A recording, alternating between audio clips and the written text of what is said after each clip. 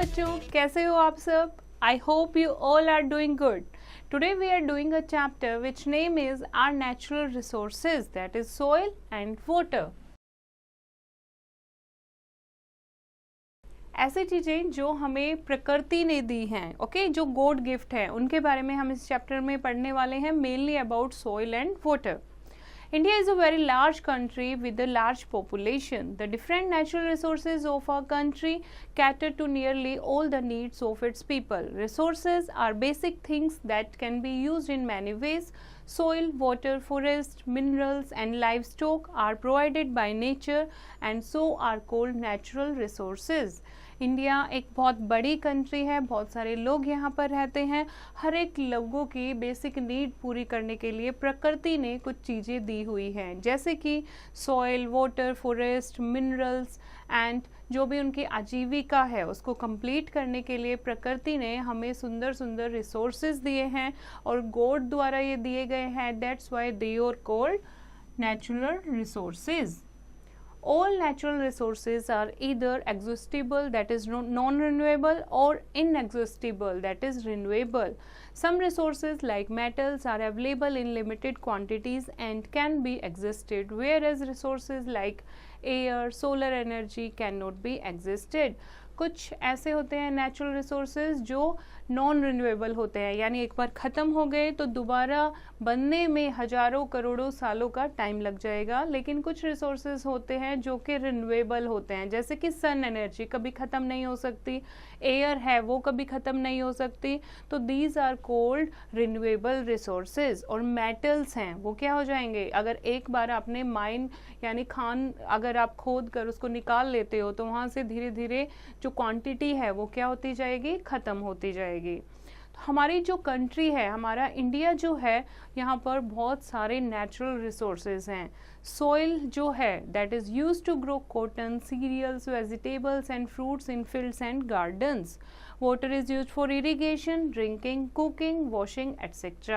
We should use resources wisely. तो हमें ये resources जो हैं, जैसे मिट्टी जिसमें हमारे खाने की चीज़ें ग्रो होती हैं, पानी जिसको हम पिए बिना नहीं रह सकते, या कुकिंग के लिए, इरिगेशन के लिए, हर एक चीज़ में पानी की ज़रूरत होती है.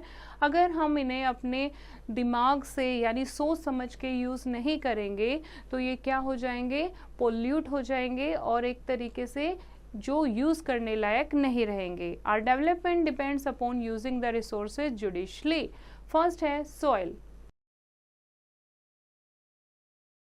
Soil is the basis of our life. It is very important and precious natural resource. We grow cereals, cotton and trees in it for our food, clothes and timber. They are our basic need. Soil क्या है? Soil हमारी basic need है. Soil में हम बहुत सारे अनाज grow करते हैं, कपड़ा हम जो पहनते हैं तो उसके लिए जो रॉ मटेरियल है वो सॉइल में ग्रो होता है, पेड़ जो हैं वो सॉइल में ग्रो होते हैं. तो मोस्टली जितनी भी हमारी ज़रूरतें हैं वो सॉइल से यानी मिट्टी से ही फुलफिल होती हैं. नाउ फॉर्मेशन ऑफ सॉइल, कैसे बनती है soil? The earth's crust is made up of rocks. The heat and cold gradually break up the upper layers of rocks, which gradually change into stones, gravel, sand and clay. Particles of clay are the smallest and so are very fine. जो अर्थ की crust है, crust यानी ऊपर की जो layer है वो किसकी बनी होती है, मोस्टली रॉक्स की बनी होती है. जब इतनी तेज धूप पड़ती है, ठंड आती है, बारिश आती है, हवाएं चलती हैं, तो ये जो क्रस्ट है, ये जो लेयर है वो ग्रेजुअली छोटे छोटे पीसेस में टूट जाती है और उससे क्या बन जाती है, एक सोइल बनती है. Soil is the top layer of the earth surface. क्या होता है soil? Soil is the top layer of the earth surface. More or less amounts of sand and clay mix up to form the soil of a place. It is generally soft and contains moisture. Soil जो है वो ज़्यादातर क्या होता है, उसमें moisture होता है. Okay? Rainfall and wind spread it over wide areas. जब बारिश होती है तो पानी अपने साथ मिट्टी बहा कर ले जाता है, हवा चलती है वो भी मिट्टी उड़ा कर ले जाती है, तो इसलिए जो मिट्टी है वो हर जगह फैल जाती है. At some places the soil is deep while at other places it is shallow. कहीं पर soil जो है बहुत deep होती है और कहीं पर सिर्फ ऊपर ऊपर यानी कि shallow दिखाई देती है. Soil formation is a very slow process as it takes thousands of years for a layer of soil to be formed. और soil जो है ये हजारों साल लग जाते हैं इसको बनने में. soil की formation होने में बहुत टाइम लग जाता है, इसीलिए हमें जो सॉइल है वो सोच समझकर यूज करनी चाहिए. Now kinds of soil. Place to place soil की जो वैरायटी है वो भी चेंज हो जाती है. जैसे फर्स्ट है एलुवियल सॉइल. एलुवियल सॉइल कैसे कलर की होती है? ग्रे कलर की होती है. जो रिवर्स अपने साथ डिपॉजिट बहा कर लेकर आती हैं, मिट्टी या सिल्ट, सेडिमेंट, छोटे छोटे टुकड़े बहा कर लाती है, उससे ये सॉइल बनती है. The rivers flowing down from the mountains carry large amount of soil, sand and clay with them. जब नदियां पहाड़ों से बह कर आती हैं तो वो अपने साथ बहुत सारी मिट्टी बहा कर लाती हैं. The soil of the northern plains is alluvial and such soil is also found in the coastal plains. इसीलिए जो northern plains की soil है वो कैसी है? alluvial soil है. और mostly जो coastal plain होते हैं वहाँ की soil भी alluvial soil होती है.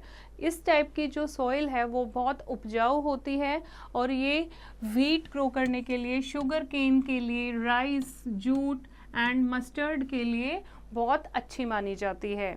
नाउ सेकेंड टाइप की सॉइल है डेजर्ट और sandy soil. The soil is the western desert region is generally sandy. जो वेस्टर्न डेजर्ट हैं उनकी मरुस्थल की जो सॉइल है वो कैसी होती है? सैंडी सॉइल होती है यानी desert soil. It is not fine as this soil contains soluble salts. Only drought resistant and salt tolerant crops such as barley and rapeseed, cotton, millets, maize and pulses can be grown in it.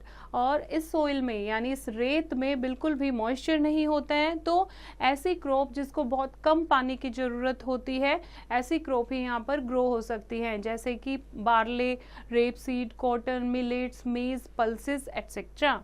Next है black soil. Black soil यानी कि काली मिट्टी. The soil in the north western part of the Deccan plateau is black. Deccan plateau के north western part में कौन सी soil है? ब्लैक सोइल है. It is formed by the slow breakup of lava rocks. It is very good for growing cotton and sugar cane. Black soil किससे बनती है? लावा जो निकलता है, जब वो लावा कूल डाउन हो जाता है तो वो मिट्टी से ब्लैक मिट्टी बनती है, काली मिट्टी बनती है. और ऐसी मिट्टी कॉटन की खेती के लिए और शुगर केन के लिए बहुत अच्छी मानी जाती है. नेक्स्ट है रेड सोइल यानी कि लाल मिट्टी. Except the north western part the other parts of the Deccan plateau have red soil. सिर्फ अगर नॉर्थ वेस्ट पार्ट को छोड़ दिया जाए बाकी के सारे डेक्कन प्लेट्यू में कौन सी सोइल मिलती है? रेड सोइल मिलती है. क्यों? क्योंकि इसमें कौन सा कंटेंट होता है? आयरन कंटेंट होता है यानी लोहा इसमें मिक्स होता है. It is useful for growing millets, groundnuts etcetera. और यहाँ पर जो रेड सोइल होती है इसमें मिलेट्स और ग्राउंडनट बहुत अच्छे से ग्रो की जा सकती है. नेक्स्ट है course soil. The soil in the hills is very coarse as it contain gravel and pieces of stones. क्योंकि ये बहुत फाइन सोइल नहीं होती है, इसमें पहाड़ों के यानी हिल्स के छोटे छोटे टुकड़े ग्रेवल्स होते हैं, पीसेज ऑफ स्टोन होते हैं. It is good for orchards where fruit trees are grown. और ऐसी मिट्टी में क्या उगाए जा सकते हैं? फ्रूट्स, फलों के पूरे बागान उगाए जा सकते हैं, इसीलिए वहाँ पर एप्पल वगैरह की खेती की जाती है. India has a large variety of soils, so all kind of crops are grown in the country where soils are less fertile. Manure formed by decaying of plants and cow dung is used. जहाँ पर मिट्टी बहुत कम उपजाऊ होती है वहाँ पर क्या करते हैं? खाद बनाकर डाल लेते हैं, जैसे कि पौधे, डिकेइंग पौधे जो होते हैं खराब, जो सड़ जाते हैं पौधे, उनसे, या फिर जो गाय भैंस का गोबर होता है, काउ डंग होता है, उससे मिलके क्या बनाते हैं? खाद बनाते हैं और लेस फर्टाइल सॉइल में उसको मिक्स कर देते हैं. उससे जो सॉइल की फर्टिलिटी है यानी उपजाऊपन है वो बढ़ जाता है. नेक्स्ट है सॉइल कंजर्वेशन. सोइल हमारे लिए इतनी ज़रूरी है, इसीलिए उसको कंजर्व करना चाहिए। कैसे? Soil is only a layer on the land surface. Top layer of the soil is more fertile. Rain water and strong winds carry away top soil. जो टॉप सोइल है उसको रेन वाटर और wind अपने साथ बहा कर ले जाती है। This is called soil erosion. इसको क्या कहते हैं? सॉइल इरोजन, यानी वहाँ की जो टॉप लेयर है उसका खत्म हो जाना, सॉइल इरोड हो जाना, सॉइल का हट जाना। Okay, it reduces fertility of the fields. इससे क्या होता है, ऊपर की जो लेयर है वो उपजाऊ होती है।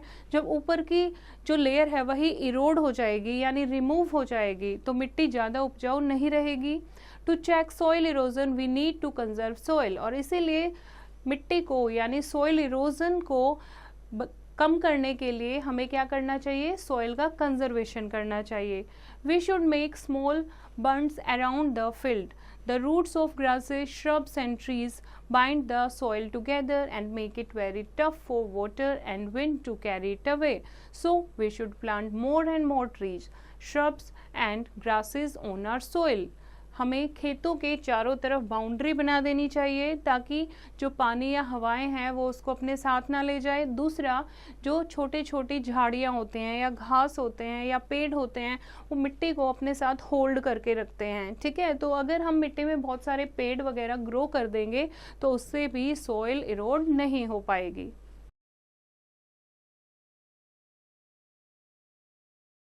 Here is an interesting fact. Earthworms are called farmers' friends. They convert dead leaves and plant remains into a rich natural fertilizer. By burrowing into the soil, they make it loose, thus allowing air to enter the soil. This makes the soil more fertile. Earthworm आपने सुना होगा। Earthworm जो हैं वो farmer के friend भी माने जाते हैं। क्यों? क्योंकि ये मिट्टी को खोद खोद कर बहुत होलो कर देते हैं तो मिट्टी में एयर चली जाती है जिससे वो और ज़्यादा फर्टाइल हो जाती है। उसके अलावा ये छोटे छोटे जो डेड लीव्स या प्लांट रिमेन्स होते हैं उसको किस में चेंज कर देते हैं? नेचुरल फर्टिलाइजर में। नेक्स्ट हम बात कर रहे हैं वाटर की। Water is essential for life and no living being can survive without it. Nothing can be produced from soil without water. We use water for drinking, cooking, bathing, washing and cleaning. We irrigate our crops in the field with water. Water जो है वो बहुत ज़रूरी natural resource है। Water के बिना life possible नहीं है और वाटर से हम बहुत सारे काम करते हैं। अपने डेली के काम के लिए पानी यूज़ होता है, फसल में पानी देने के लिए हमें पानी चाहिए होता है, पीने के लिए, खाना बनाने के लिए, बाथिंग के लिए या कपड़े धोने के लिए, हर एक चीज़ के लिए हमें पानी की आवश्यकता होती है। नाउ फर्स्ट हम बात कर रहे हैं पानी के यूज़ में वाटर फॉर इरिगेशन। सबसे बेस्ट मेथड इरिगेशन का होता है रेन। लेकिन अगर रेगुलर इंटरवल पर बारिश नहीं आए तो फसल क्या है? खराब हो जाएगी। इसीलिए हमें कुएं, ट्यूबवेल या टैंक या कैनल बनाकर जो खेतों की सिंचाई करनी पड़ती है। नाउ फर्स्ट हम बात कर रहे हैं वेल्स एंड ट्यूबवेल्स। ये होता है एक ट्यूबवेल। ठीक है, इस तरीके से खेत में ट्यूबवेल लगाए जाते हैं जहाँ पर पानी कम होता है या फिर पानी नहीं जा पाता, वहाँ पर वेल और ट्यूबवेल लगाए जाते हैं। वेल कुएं से पानी खींचकर फिर पौधों में पानी देते हैं और इस तरीके से एक ट्यूबवेल होता है, फिर क्यारियाँ बनाकर खेतों में पानी दिया जाता है। नेक्स्ट है टैंक्स और पॉन्ड्स। टैंक्स और पॉन्ड्स ऐसे टैंक बनाए जाते हैं। Drilling tubewell is not possible in rocky land. अब हर एक जगह पर लैंडफॉर्म अलग अलग है, हर एक जगह पर ट्यूबवेल नहीं लगा सकते हैं, कुएं नहीं खोद सकते हैं, तो ऐसी जगह पर क्या बना देते हैं? पानी को स्टोर करने के लिए छोटे छोटे टैंक्स बना दिए जाते हैं या छोटे छोटे तालाब बना दिए जाते हैं जिसमें पानी भर के उस पानी को आगे यूज़ किया जाता है। नेक्स्ट है कैनल्स। कैनल आप देखोगे, दिस इज कैनल इरिगेशन। छोटी छोटी नहर बनाई दी जाती हैं। Canals are small channels made by man. These canals are dug to divert a part of river water to distant farms. बड़ी बड़ी नदियों से छोटी छोटी नदियाँ यानी छोटी छोटी नदियाँ बना दी जाती हैं, नहर बना दी जाती हैं ताकि उनके खेतों में पानी जा सके। नाउ सेकेंड यूज है water for domestic purpose. Water for domestic purpose यानी कि घर में यूज़ के लिए. People in villages get water from rivers, ponds and wells. They also bath and wash their cloth in the pond and river. They even bath their animals in the same pond and rivers. वो खुद भी उसी pond में नहाते हैं. Even जो cattle वो पालते हैं, जो पशुपालन करते हैं, उनको भी सेम पॉन्ड में ही नहलाते हैं और पानी पिलाते हैं. The water of the wells is good but they are open and people bath and wash near them. This make the water dirty. Dirty water has germs which may make people sick. अब गंदा पानी जब वो हो जाता है, open रहता है, ऊपर से वो खुद भी उसमें नहाते हैं, पशुओं को भी नहलाते हैं, तो ऐसा पानी क्या हो जाता है, गंदा हो जाता है. और डर्टी वाटर में क्या हो जाते हैं, जम्स हो जाते हैं. और जम से जब ये गंदा पानी हम पीते हैं, लोग पीते हैं, तो उससे बीमार हो जाते हैं.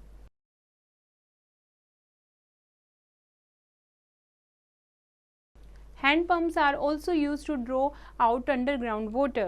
In cities, water is made available in house through tap. और शहरों में पानी कहाँ से आता है, जैसे सिटी वाटर सप्लाई सिस्टम लगा होता है. जब हम नल खोलते हैं तो हमें पानी वहाँ पर मिल जाता है. ये पानी जो होता है ये फिल्टर्ड होता है और क्लोरिनेटेड होता है ताकि जम्स इसमें से बिल्कुल मर जाएं, जिम्स बिल्कुल ख़त्म हो जाएं. तो इस तरीके के वाटर प्लांट लगाए जाते हैं शहरों में पानी सप्लाई करने के लिए, जहाँ पर क्लोरीन का यूज़ करके सारे जम्स को ख़त्म कर दिया जाता है. बड़े बड़े फिल्टर लगे होते हैं जिसमें से पानी को छान कर घरों में सप्लाई किया जाता है. Next is dams. डैम क्या होता है, डैम होता है एक बांध. ठीक है. Plateau rivers become dry after rain. Even though Himalayan river are perennial, water is them also gets reduced after rainy season. जो प्लेट्यू की रिवर होती हैं, ठीक है, वो बारिश के बाद, बारिश जब ख़त्म हो जाती है उसके बाद वो सूख जाती हैं. इवन जो हिमालय रिवर हैं जो हमेशा पानी से भरी रहती हैं, उनका भी वाटर लेवल कम हो जाता है after rainy season. To get regular supply of water for canals, dams are built across the river. लेकिन ये नदियों में पानी हमेशा भरा रहे इसीलिए क्या बनाए जाते हैं, डैम बनाए जाते हैं. Dam is a concrete barrier built across a river to hold back water and raise its level. The dams are made of concrete and steel. इस तरीके से एक बैरियर, एक पानी के बीच में, नदियों के बीच में एक रुकावट बना दी जाती है ताकि पानी जो है वहाँ रुक जाए. एंड दीज डैम किसके बने होते हैं, ये कंक्रीट और स्टील के बने होते हैं. This concrete barrier has a number of iron gates called sluice gates and they can be open and close to control supply of water. और ये गेट जो हैं, जो चैनल्स हैं, ये खोल भी सकते हैं, बंद भी कर सकते हैं. हम अगर हम पानी की सप्लाई ज़्यादा करनी है, हम सारे स्लुइस गेट को ओपन कर देंगे. अगर हमें थोड़ा कम करना है पानी के प्रवाह को तो हम कुछ गेट को क्लोज कर देंगे. अ रिजर्वोयर और an artificial lake is formed behind the dam from where water is taken to distant places through a network of canal. और इसके पीछे एक लेक बनाकर उसमें पानी इकट्ठा कर दिया जाता है और वहाँ से दूसरी नहरों में, ताकि दूसरी ऐसे एरियाज जहाँ पर पानी की कमी होती है, ऐसी नदियों तक वो पानी वहाँ से पहुँचाया जाता है. Now what are the uses of dams? Dams control floods in river. Flood को, यानी बाढ़ आ जाती है ओवरफ्लो होने के कारण, उसको डैम कंट्रोल करते हैं. Dams provide a regular supply of water for irrigation and drinking. जहाँ पर पानी अवेलेबल नहीं होता वहाँ पर रेगुलर पानी अवेलेबल रहता है इरिगेशन के लिए भी और ड्रिंकिंग के लिए भी. उसके अलावा dams help in generation of electricity. Such electricity is called hydro electricity और हाइडल पावर. और क्या होता है इससे, हाइड्रो इलेक्ट्रिसिटी. हाइड्रो मीन्स पानी, पानी से बिजली जनरेट होती है. And dams also help in fish breeding. और यहाँ पर फिश ब्रीडिंग भी की जाती है. Now how electricity is produced. कैसे डैम से इलेक्ट्रिसिटी कैसे प्रोड्यूस होती है. Water from the reservoir is made to fall from a required height onto the blades of a turbine. एक टर्बाइन लगा होता है. टर्बाइन एक व्हील होता है, व्हील टाइप का होता है, जैसे पंखा होता है उस टाइप में, उसमें ब्लेड लगे होते हैं. ओके, तो एक बहुत हाइट से पानी उसके ऊपर गिरता है. This force the blade to rotate at high speed. तो पानी ऊपर से गिरेगा उस फैन के, टर्बाइन के, तो उसके ब्लेड्स क्या होंगे, रोटेट होंगे, मूव होंगे और बहुत हाई स्पीड में मूव होंगे. The moving turbine and works as a generator which produce electricity. अब जो ब्लेड मूव हो रहे हैं, जो इतनी हाई स्पीड में वो मूव हो रहे हैं, इससे क्या होता है, जनरेटर का वो काम कर रहे हैं और इससे इलेक्ट्रिसिटी जनरेट होती है. Cables and wires are used to carry this generated electricity to farms, factories, villages and cities. और फिर केबल, तार वगैरह की सहायता से ये जो इलेक्ट्रिसिटी जनरेट होती है उसको खेतों में, फैक्ट्रियों में, गांव में या शहरों में पहुंचाया जाता है. Next is multipurpose river projects. Dam के बहुत सारे यूजेस हैं लोगों के लिए, therefore they are called multipurpose river project. Some important multipurpose river projects are given below. First है जैसे कि भाखड़ा नैगल डैम बना हुआ है, कौन से रिवर पर बनाया गया है, सतलुज पर. कौन से स्टेट में, हिमाचल प्रदेश में. ओके. दूसरा बांध है, दूसरा डैम है रिहांद वैली प्रोजेक्ट. कौन से रिवर पर है, Rihand, where, in Uttar Pradesh. Third है Damodar valley project, Damodar, Jharkhand state में. Okay. And fourth is Kosi project जो कि कोसी नदी पर बनाया गया है बिहार में. And Hirakud project that is on Mahanadi in Odisha. And Tungabhadra project that is on river Tungabhadra, Karnataka. And Chambal valley project जो कि चंबल में मध्य प्रदेश में लोकेटेड है. And the next is Nagarjuna Sagar project जो कि कृष्णा नदी पर आंध्र प्रदेश एंड तेलंगाना में बनाया गया है. फर्स्ट है Bhakra Nangal project. Bhakra dam is one of the highest dam in the world. World का one of the highest dam है भाखड़ा डैम, जिसकी हाइट जो है 226 मीटर हाई है. And it is built across the Sutlej river in Himachal Pradesh. और कौन सी नदी पर बनाया गया है, सतलुज नदी पर, हिमाचल प्रदेश में. Okay. The water so retained forms a big lake called the Gobind Sagar lake. और जो बैक वाटर है वो एक लेक बनाता है, उस लेक को नाम दिया गया है Gobind Sagar lake. It is the biggest man made lake in the world. और ये सबसे बड़ी, वर्ल्ड की सबसे बड़ी आदमी द्वारा बनाई गई लेक है. ओके. सबसे बड़ी आर्टिफिशियल लेक है. And this water is supplied for irrigation to Punjab, Haryana and Rajasthan through a network of canals. One of these canals is called the Indira Gandhi canal which carries water to Rajasthan. और इनमें से एक जो नहर है उसको नाम दिया गया है इंदिरा गांधी कैनल का, जो कि राजस्थान में पानी को पहुंचाती है. 13 kilometers down from Bhakra, another dam has been built. It is called the Nangal Barrage. It is a part of the Bhakra-Nangal project. The project also produces electricity. और इससे थोड़ा सा नीचे एक नांगल ब्रिज बनाया गया है. ये भी भाखड़ा-नैंगल प्रोजेक्ट का ही एक पार्ट है जिससे इलेक्ट्रिसिटी भी जनरेट होती है. Now here is the classroom activity. Take the correct word. First is soil of the Deccan Plateau और Northern Plains is alluvial. कौन सी जगह की जो सॉइल है वो एलुवियल है, नॉर्दर्न प्लेन्स की. ओके. तो इस तरीके से बाकी के आप खुद करेंगे. आई होप बच्चों आपको ये चैप्टर समझ आया होगा. एक बार फिर से इसको रीड करेंगे और एक्सरसाइज की प्रैक्टिस खुद करेंगे.